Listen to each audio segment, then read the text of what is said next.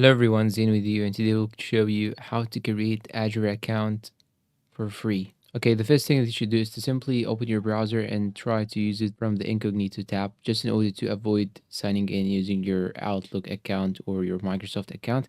Then you want to search for Azure sign up, then click on create your Azure free account or pay as you go. Click on the first option or the second option, it doesn't really matter. Then click on try Azure for free. Then it will redirect you to this page where you should actually enter the email or create one. So simply click on create one. Then now you'll have to provide the email of yours.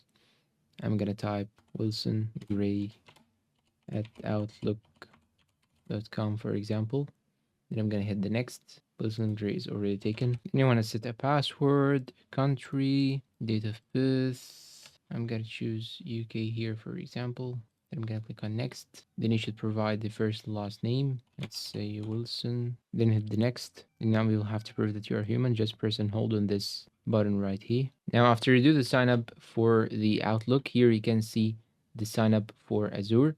So how do you plan to use Azure? Let's say for personal use, and add here a phone number, then hit the next. After you hit the next, you will have to provide the address line, then hit the next, then click on use this address, then hit next again. And now you will have to provide your payment information, and here it tells you a message on the top that you won't be charged unless you move to pay as you go pricing.